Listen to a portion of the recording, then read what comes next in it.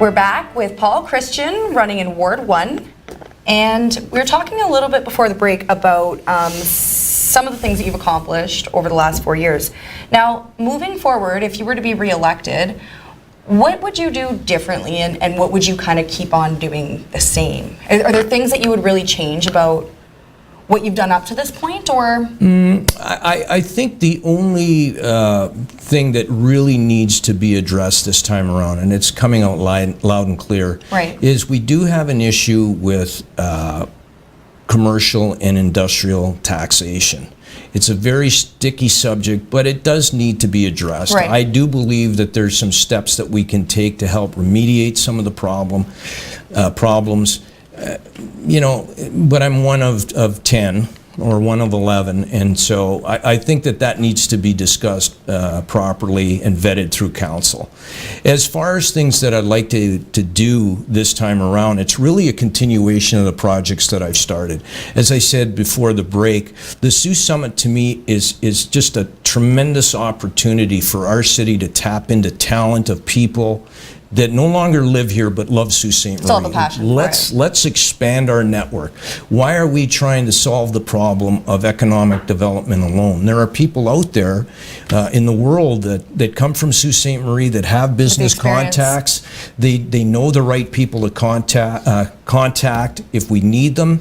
What's important, though, is I think we need to really work on the future Sault Ste. Marie project. We need to identify a couple of areas that we want to focus on in the future. I understand that Algoma Steel is a part of our community, but if we're ever going to get anywhere, we have to branch out. Like diversify. Technology is advancing. Let's take advantage of it, because technology doesn't know geography. Right? You could set up anything anywhere if you have the right technology. That's true. So let's identify what we want to do. The whole community needs to get behind it. This isn't a City Hall issue.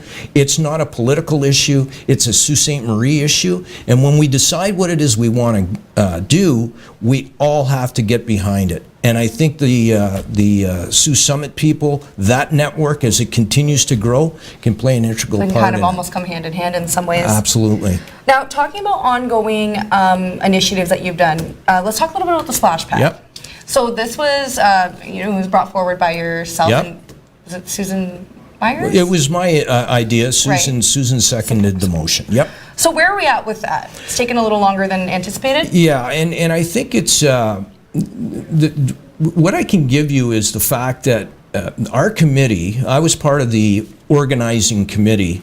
What we were trying to do was lessen the burden on the community by using Trillium funding.